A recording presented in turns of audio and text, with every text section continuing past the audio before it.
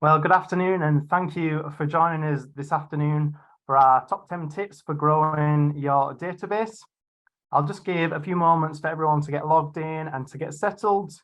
And whilst we do that, I'll introduce myself. I am Carl Davis, part of the team here at Jarrang. If there's any burning questions we don't get time to go through this afternoon, or if you've got more specific questions on email marketing, then my details and that of Ben and Frank's will be on a slide at the end of this webinar this afternoon. Before I introduce you to the speakers today, I'll just run through a quick agenda of this afternoon. So I'll give a quick overview of Jarrang and who we are, and Frank will give an overview of Dotdigital. We'll then go into our top 10 tips for growing your database. And I understand we've got a bonus tip for you as well this afternoon. The guys have put their heads together and come up with something that I hear is worth hearing, so make sure you stick around for that. We'll also have a question and answer session at the end of today's webinar. If you do have any questions, whether that's now or it crops up throughout, then if you look at the bottom of your screen, there should be a question section there that you can submit those questions. And as I say, we'll get to those later on this afternoon throughout the webinar. So I'll now introduce our speakers for today. We have Ben Hocking, who is the Client Success Manager here at Jarrang, and we have Frank Brooks, who is Head of Marketing at Dotdigital.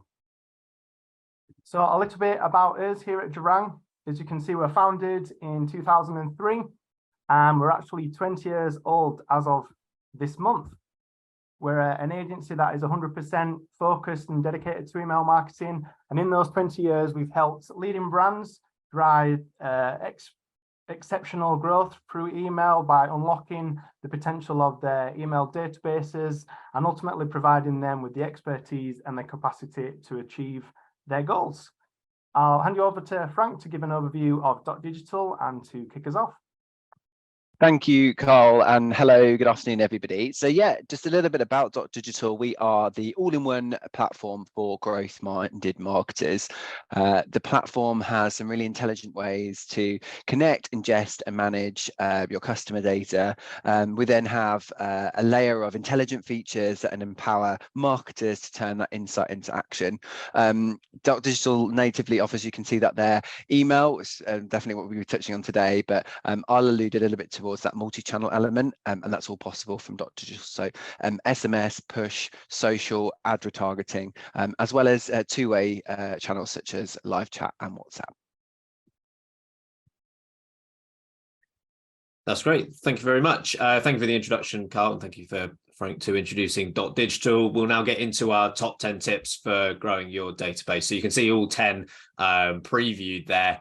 We're going to split them pretty much down the middle. So I'll do 5 and Frank will do 5. And I'll kick off with the first couple here, starting with creating great content that people want to read, which in of itself sounds a bit counterproductive when we've got a data webinar here today and we're kicking off with a content related tip. However, if the options are to make sure your content is as good as it can be before the data is raring to go, and the other way around, where you've got the data but not yet the content that will be meeting their expectations, I'd go with the first one. If you make sure your content's in place, then all of a sudden, as soon as you've got the data, all of the other 9 tips that we're going to talk about today really come into effect, and you can capitalize on that additional data that you therefore receive. So plan your content, what you're going to say, and more importantly, why you're going to say it. The what you're going to say is not necessarily easy, but certainly of the two, it's the easier. In terms of what modules you want to appear, in terms of what content you want to talk about, it's not overly difficult, but actually understanding the why people should care about it, that's where you need to hone in on. I think if everyone wants to keep account of the amount of times I will say the term value exchange today, that might be a good idea. Maybe some bets on that, because it's going to be a lot, and with good reason, because value exchange is really at the heart of everything when it comes to data. Ultimately, you are asking for something, and in most instances, you can't get something for nothing. There has to be something in return, that value exchange. In this instance, the consumer is trusting you with that information. You need to repay them. And one of the primary ways to do so is to provide them with quality content. actually answering the question of what makes quality content is difficult, because that's going to vary business to business. But for the most part, if you can be entertaining, informative, and valuable, that's the key. And if you can tick 2 of those boxes or all 3 of those boxes in the communication that you go out with, recipients are therefore going to be more likely to forward that on to their respective networks, which can lead to increased exposure first and foremost, and then increased opportunities to expand your database further. And I think in terms of creating that great content, it can help welcome in subscribers, but equally, it's about retaining the existing ones. Maybe slightly odd analogy, but I always think that a database is a bit like a bathtub, in that you've got the taps that are pouring in, that being the new data, which you can focus all of your efforts on that, as you should. But ultimately, if the content that you're producing isn't keeping the bathwater in and that plug is out, it doesn't matter how much you're pouring in, you're never going to keep them. So focus on the input for sure, but focus on what's going out the other end as well, making sure that the content is great to the point where you aren't seeing a massive drop-off when people join the database. Our second point relates to point of sale, POS, offline and indeed online as well. So again, I will go back to value exchange on this. If you're answering the question, when is someone most likely to give over their details, whether that's an email address or even further than that, you're probably best served going to the point of highest engagement. When are they most engaged?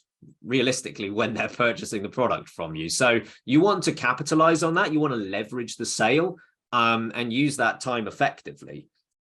I mean, in terms of actual ways in which you're obtaining the data, I know I've mentioned this if you've listened along to previous webinars. How you collect the data is definitely a consideration, whether you are utilizing consent, where the potential subscriber is explicitly saying they would like to be part of your marketing database, or if you're using legitimate interest, where you believe purchase of an item is enough of a legitimate interest to add them to that marketing database.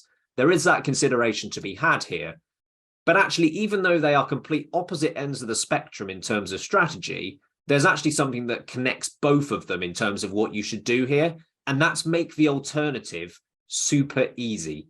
So if you are automatically opting them in using legitimate interest, make the opt-out clear and easy. And vice versa. If you're using consent and you're not automatically opting them in, make sure that opt-in is super clear. So you might be going in 2 completely different directions and both are perfectly viable, but you still need to make the alternative super clear. I mean, we've got an example there as well, where that's an instance where consent is being used. There's a very clear tick box at the bottom of that form to suggest, I want to receive marketing emails. There's no doubt about what you're signing up to. It's super clear. So that should be the case regardless of which direction you go down. In terms of online versus offline and how the approach might differ there, online is potentially the easier of the two. So you could utilize an account setup by way of getting an email. It could even be checking out as a guest with that email address included. Offline is potentially a little bit more difficult. The more traditional way to go about this is simply by asking at checkout, which certainly can work and does work. But another consideration is using QR code technology in order to get people signed up to the database. So QR code technology kind of dwindled for a number of years, but certainly saw a bit of a revival thanks to thanks to COVID and the test and trace system. But marketers have found other ways in which QR code technology can be really useful in obtaining emails for the database. If you're able to get that QR code within your sort of physical locations, physical stores, then you give people the flexibility to scan that whenever they choose when they're browsing within the store. So you can utilize that as well as maybe the asking at checkout, just to make sure you're securing as many as you can in person, because I appreciate that's more difficult to do than online. I'll hand over to Frank for the next 3. Cool, thank you very much. Yeah, so my tip, the first one here is making subscription simple, and it may sound like a no-brainer, but I think you'll be often surprised. I'm often surprised seeing how complicated it is for brands getting sign up. So making subscription simple is a key strategy for growing the database because it reduces the barrier of entry to potential subscribers. If subscribing is easy and straightforward, people are more likely to sign up. People, I mean, often are relatively busy, especially if they're coming to your site for the first time. An overly complicated sign-up process is going to put them off, and you might not get those potential subscribers based on jumping through a few hoops. If that subscription process requires a lot of personal information or is overly invasive, people can also be hesitant to sign up out of privacy concerns, and we just talked about consent from Ben there. Keeping that simple and honest and very clear about what they're signing up for is essential if you're going to grow your database by the means of signups on your website and other challenges as well, should I say.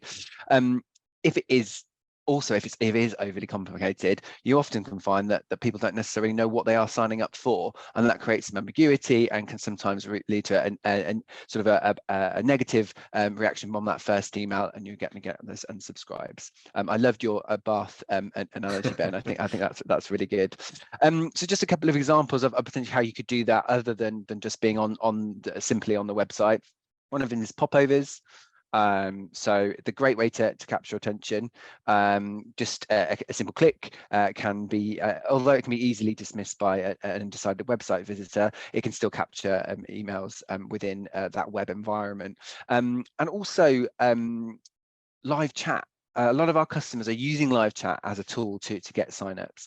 I think we've done some research recently, 40+% of customers, 41% in fact, expect some form of live chat on a site, and 50% of them will use that as their first port of call. So while it's used predominantly for support, it can really be a great tool to capture subscriber data, especially if it's becoming increasingly expected. And some of that can just feed straight into your marketing engagement platform. So keep them simple. There's just a couple of ideas of how you could potentially do that on your site. My next one is using quizzes to capture data, and specifically zero-party data. So quizzes can be really effective way to find out more about customers and capture zero-party data. Just to be clear, where I'm saying zero-party data is that information that is willingly and proactively provided by customers, often in exchange for a personalized experience or another incentive. Quizzes can be, a fun and engaging way to collect that information. And some tips on using them effectively is make them fun and engaging. Quizzing, should be entertaining and interactive. You can use visuals and graphics to make your quiz. You can do some of that stuff in-house, or you can also use other people to do that as well, depending on your budget and the overall outcome. You can start to answer questions that are potentially thought-provoking, or are they sort of showcasing a product catalog? That's sort of down to you. Offering incentives is great. People I often see use discount codes or free products, entry into VIP programs, that sort of thing. It can be great from a quiz environment. It does increase that participation and provide a positive experience. But also it's really important to remember that you should be collecting essential data. Ben mentioned the value exchange. I think I've got a point that mentions that as well at some point today. But if somebody is giving your information, especially in an environment now where we're all data conscious, we want to make sure that you're going to use that for the good of your strategy. So don't be requesting things that you're just never going to use, because that just highlights a sense of doubt and that customer giving that over to you.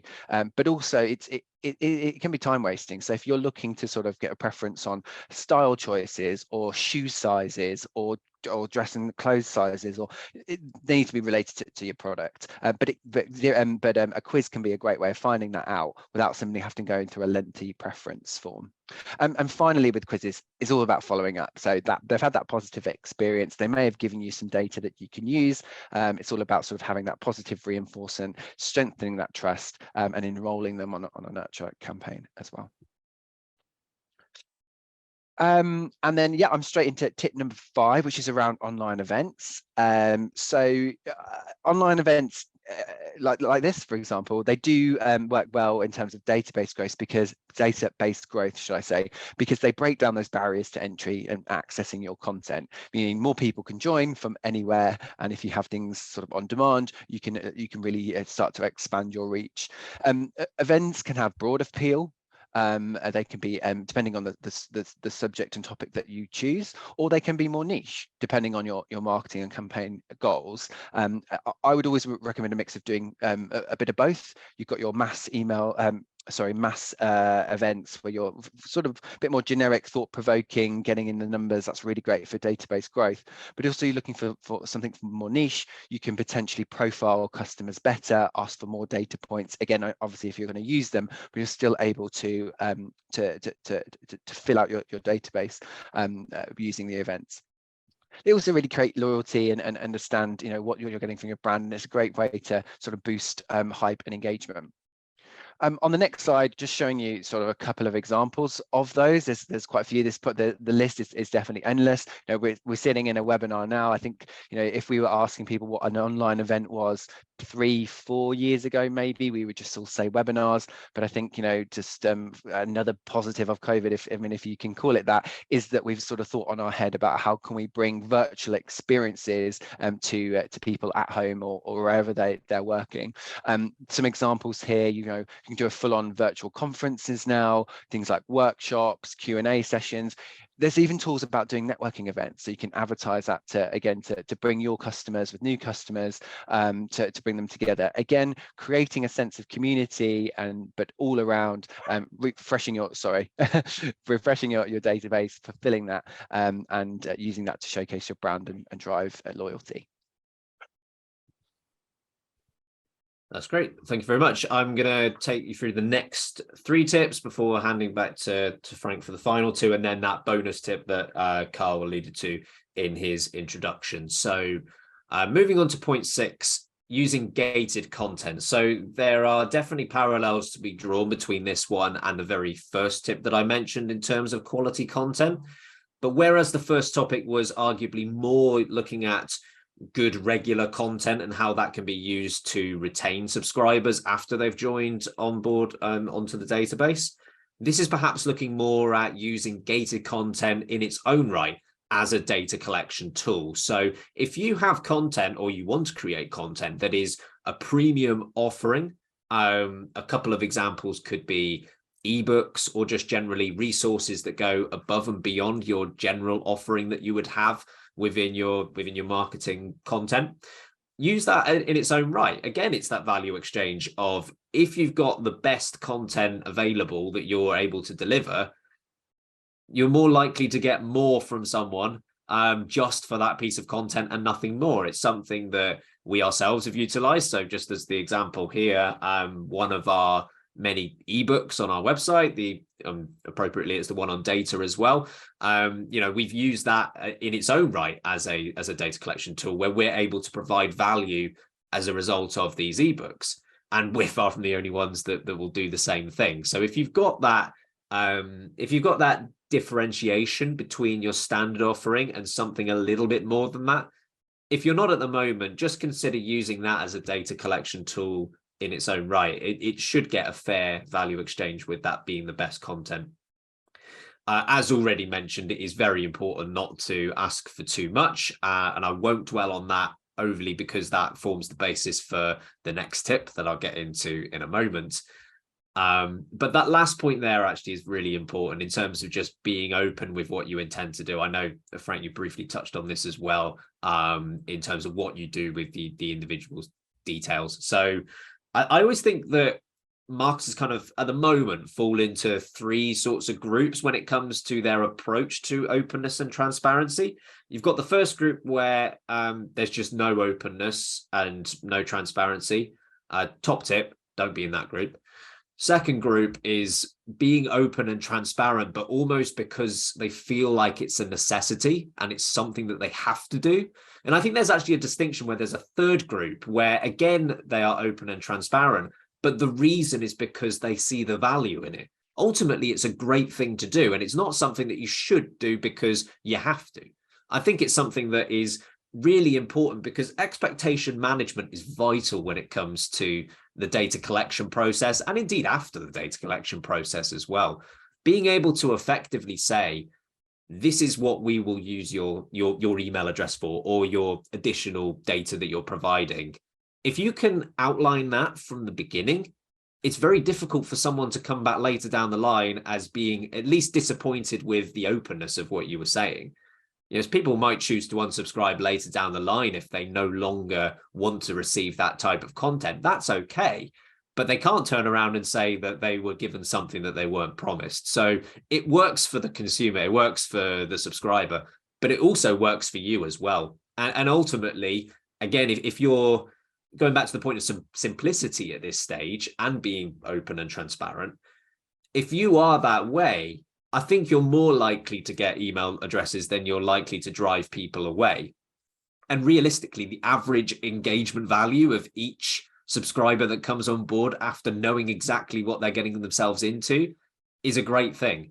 So let's say, for example, that you're not open and transparent at this point, and someone decides to risk it and they decide to subscribe anyway. And then what they're greeted by is not what their expectation was.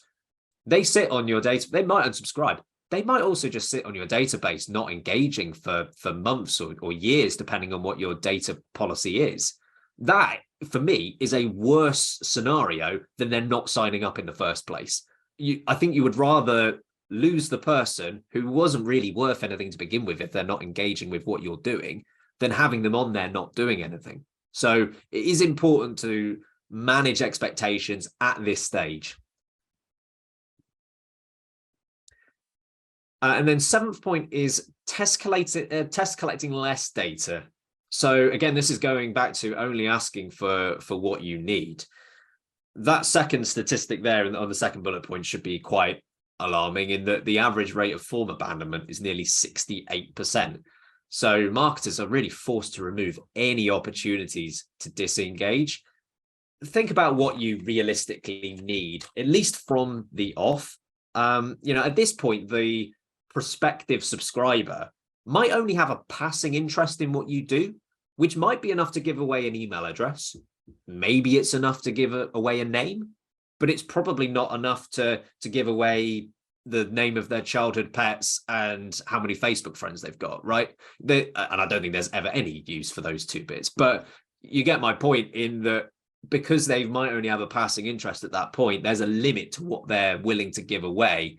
If you ask for too much, and I've in my time seen some horribly long and complicated forms that ask for way too much in the first instance, to the point where people are just put off, and that 68% arguably goes even higher than that.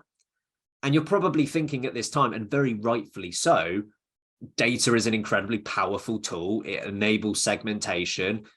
We should be collecting as much as we can that's useful to us, which absolutely I agree with 100%, and that should be the plan. But there is nothing stopping you collecting additional data later down the line. It does not all need to be collected in the sign-up process. So actually, what's more likely? Someone is going to give you let's say, postcode. Is someone more likely to give you postcode when they're signing up for the first time, or after 6 months when they've enjoyed all the quality content that you've given them on a monthly or weekly basis? And then they're far more likely to give away that sort of information at that point in time. You can even use automation to make that process far simpler.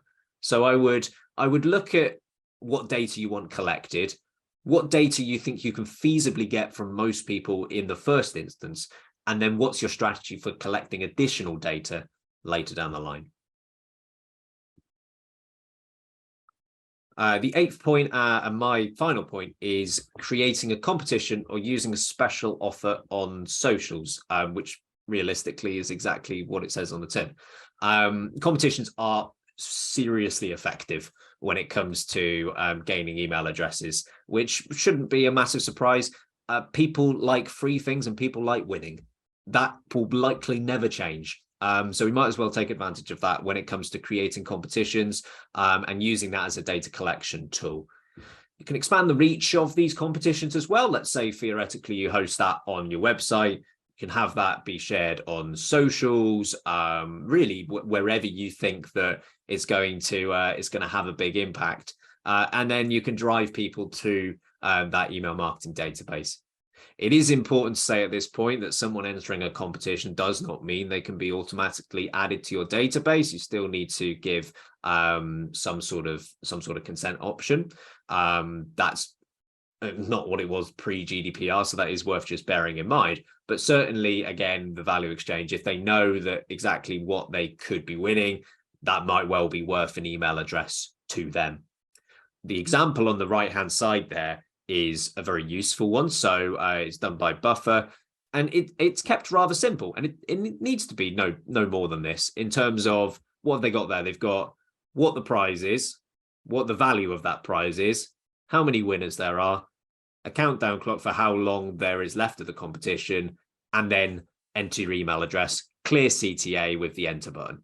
It doesn't need to be more complex than that. There's nothing distracting in terms of the image behind it. There's no unnecessary information that's going to bog people down. It's just very clear. What's the competition? Here's where you enter your email address. Done.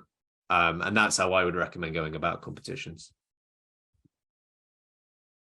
And back to Frank for the next two.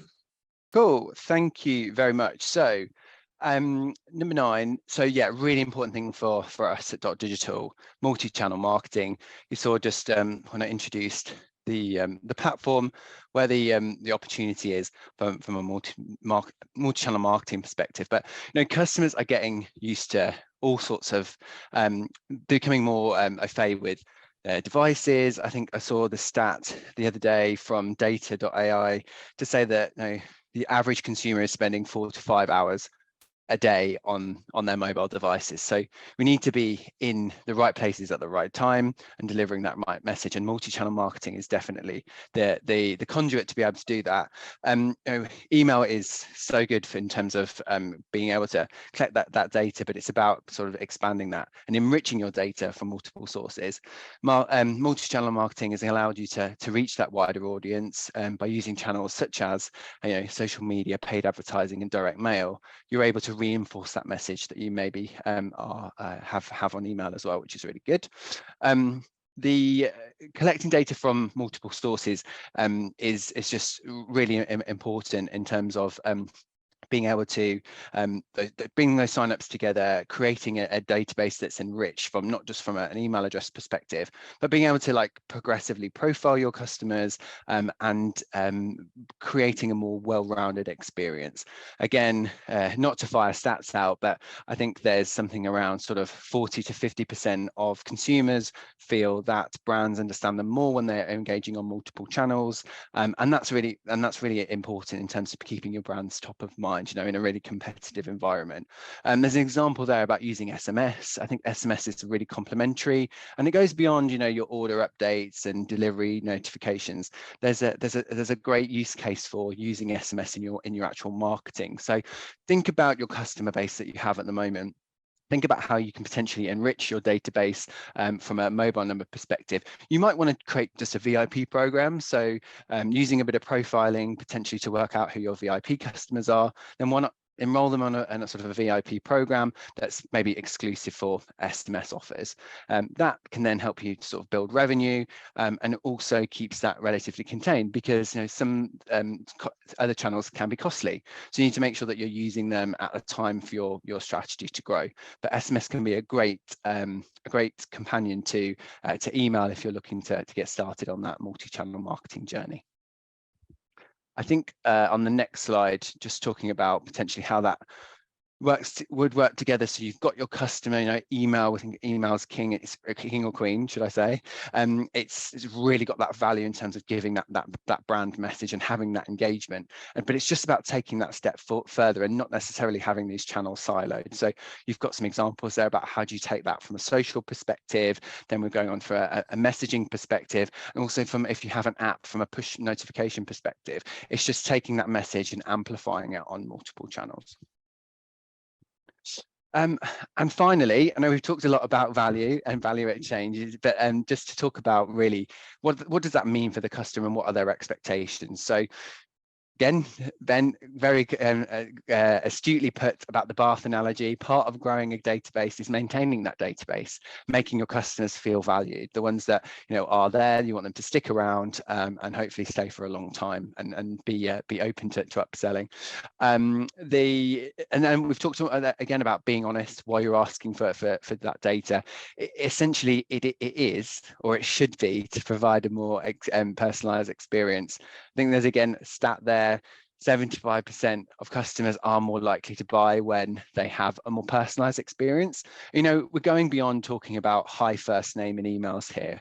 We're talking about giving personalized experience based on the data that you have on your customers. So giving people, I've seen things around location data, wherever those preferences are, depending on what your business product or service is. It's about taking that and giving a personalized experience, and that's the idea of. And I think, Ben, you mentioned at the start, like we're thinking about they're giving you data that really want something in exchange, so you really should be able to match that and give that to them. They'll want a personalized experience, and you'll often find that you're having that open and honest conversation, and you'll be able to give that personalized experience.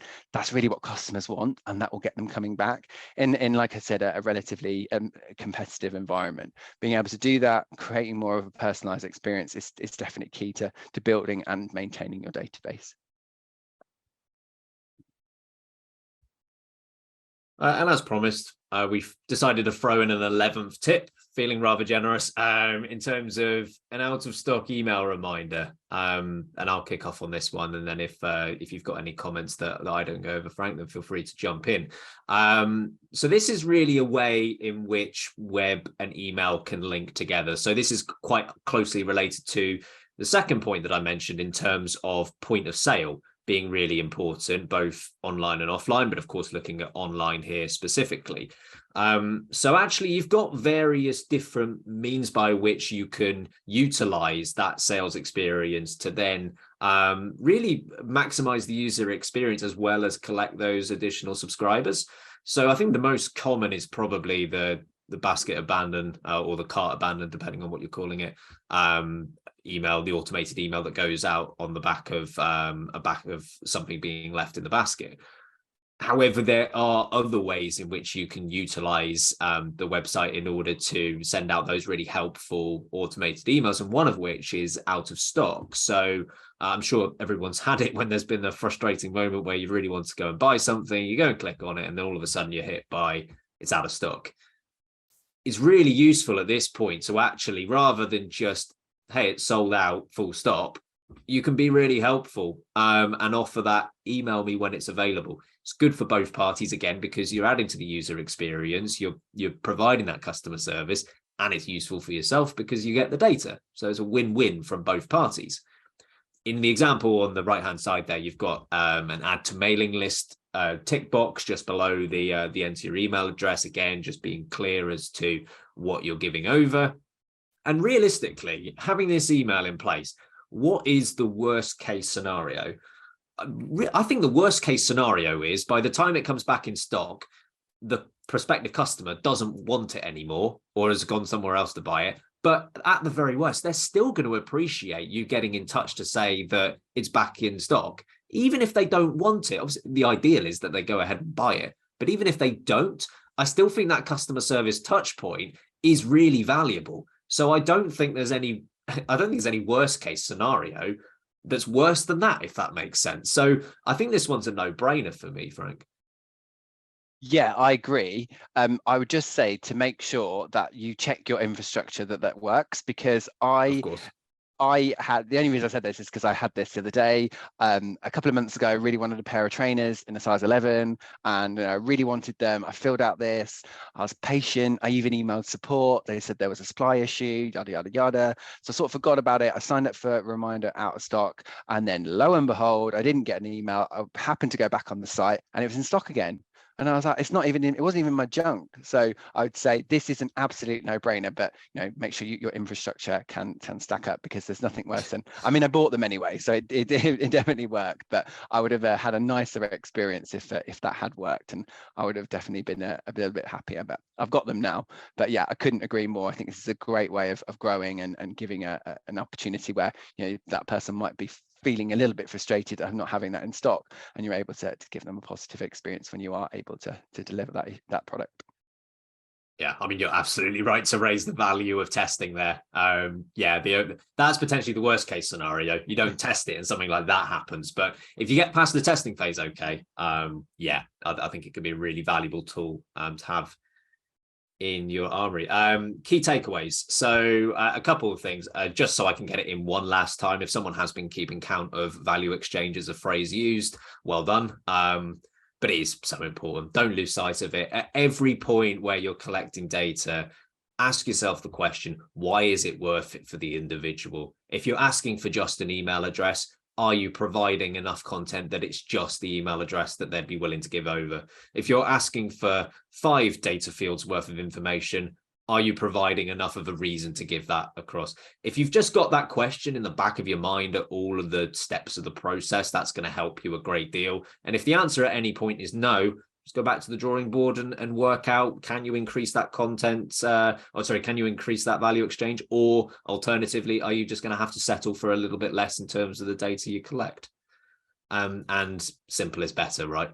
Just don't overcomplicate the process, and don't over ask. I think that sentence in itself is one of the biggest takeaways from all the 10 tips that we went through today. Definitely. I'll hand back to Carl to see if any questions have come up. Yeah, great. Thanks very much for those insights, guys. Just a few questions that have come in. So first of all, for a B2B business, if our website is getting no or low traffic, how do I get traffic to my lead magnet? Yeah, I'm happy to take this. So yeah, again, it's definitely a challenge, especially if you're sort of a smaller business with smaller budgets. But there definitely are things that you can do. I'm thinking, social media, organic social media can be good in terms of getting it out organically or cheaply into the market. I think that the point is it's about how you position that piece of content to make sure that it is, it says, it's that Ron Seal analogy, it says what it does on the tin. It's engaging, it's not overly complicated. Those things tend to do quite well on social, and make it shareable, make it easy to share, make it sort of encouraged to people to share, so you can sort of pick up on some organic network, should I say. Potentially looking at if there are any influencers in your vertical. Let's say there are any sort of people that, again, you can, from a social perspective, can use to pick that up. And finally, I think when you are, again, not sure if this is a budget question, because you can use sort of paid media both on social or search, but it's that idea of communities. And I've been some of the events that I've been to recently, listening to, actually there's a lot of communities, like Reddit, for example. Like, what are they saying about some of the challenges that your business, product or service can solve, and get involved and listen to them, and use that as an opportunity to potentially introduce your content. I think I was surprised that when I started researching around some of the sort of the marketing challenges that Dotdigital solves, of how much buzz and how much talk there is between, like, peer to peer. So I think if you're struggling a little bit to get things out, it's about using that community feel, but ultimately have your content that's shareable, so that it'll get picked up, hopefully, by enough people in a network. Would you add anything to that, Ben? I wouldn't. I think you've pretty much covered all the bases. I agree with everything you've said. Okay. That's good. A few more questions flying in. So the next one, where's a good place to get started in leveraging online events to boost loyalty if you're new to these? I would probably say, I think starting small in terms of, no, let me just rephrase that. I think it's, again, finding, similar to the content question, is finding a a challenge or a pain point or something that you know that you have got confidence in, that you can talk well at, you've got a lot to say on the matter, but it also is enough to spark the interest in other people.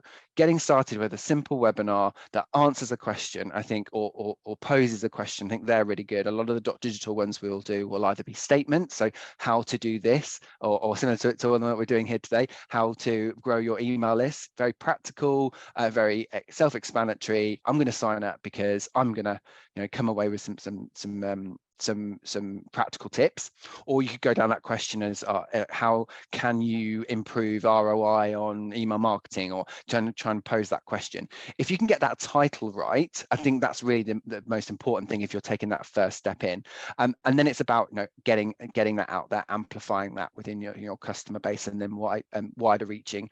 Again, to the point I just made, picking that sort of stuff on social, making that shareable. I think if you can get your title right, you can get a simple 45 minutes introductory piece, potentially getting a guest, getting another opinion, nice and structured with a bit of a Q&A at the end, can be a really easy template to go into the world of online events. And then you'll see getting engagement. One thing I also would say is that every time you've got customers in a captive audience, you should be asking for feedback.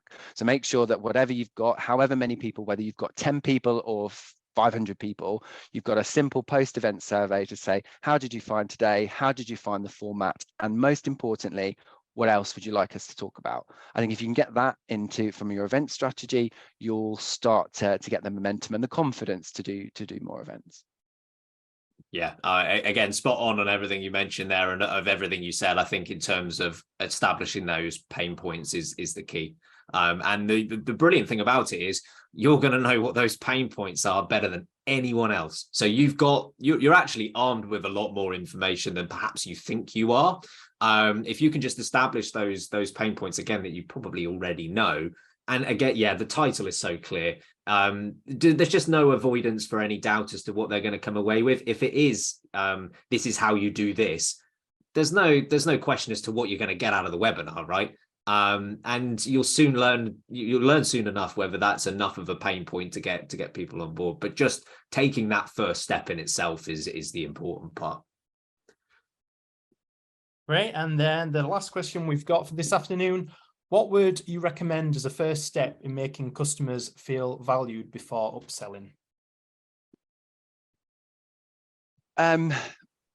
Good question. I think one of the tips that I have seen work relatively well recently is sort of an email that's almost like a preference update, or yeah, let's say a preference center update. So it's almost going to them, with your hands open, say, look, have we got everything right? So just saying, have we got the right? One thing I did see was from a brand, I can't remember which one it was, but it was something like, I think they were assuming that said recipient was just a gifter, because they were probably gifting the same time every year a high value women's items. That's probably going to be a man. So instead of them assuming that is a female and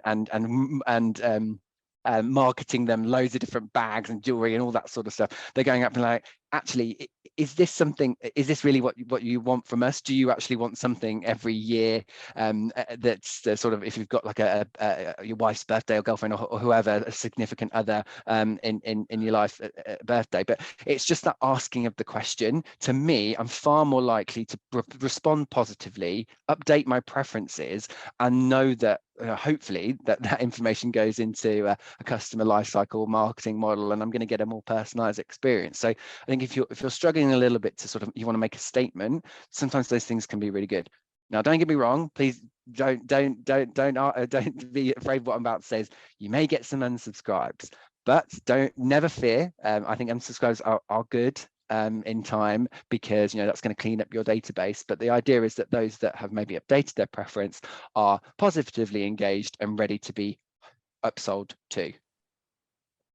Yep. I think again, just spot on it. And to that last point, I know I mentioned it earlier. I do truly believe that unsubscribed is better than unengaged. It really is. You should never shy away from the unsubscribe, because if you are trying to appeal to everyone, you're also probably at the same time not actually really appealing to anyone if you're that broad with what you're doing. I think overall it's just a case of ensuring that the subscriber is not made to feel like just a number, and that they are an individual and are treated as such. That's the beauty of email marketing, is that if you've got 10 people on your database or 10 million, you can speak to all of them in a one-on-one manner, depending on how sophisticated your email marketing plan is. That's where it's done really effectively. And I can't believe COVID's getting a third shout out on this webinar, but I'll go there. It's something we saw quite a lot after, when lockdowns were a thing, where we saw a lot of companies weren't able to directly sell their products or sell their experiences. Those that kept in touch with their database really prospered, because you could understand it from a subscriber perspective, where, hang on a minute, there's nothing for them to sell me, yet they're still interested in communicating with me. And people will acknowledge that and feel valued as a result of it. So that might be one particular example, but certainly mixing in very direct sales messages with some of the lighter touch pieces that you might have in terms of content is a really good way to go. Yeah, definitely. I think that the moral of the story is don't be afraid to sort of speak to customers and ask them for things, but then use that data to power your campaigns. Try not to sort of hope and use hunches. Don't be afraid to ask, because that's, they're the people you're marketing to. If you take a small sample, that'll definitely help you know that you're working on the right track. Great. Well, thank you very much, Ben and Frank, for sharing your expertise and your insights this afternoon. As promised at the start, if you want to get in contact with either of the three of us, then our contact details are listed here. But thank you for everyone watching. I hope you've enjoyed this afternoon and had benefit, and we look forward to seeing you on our next webinar, and have a good rest of the day. Thank you. Thanks, everyone. Thanks, everybody.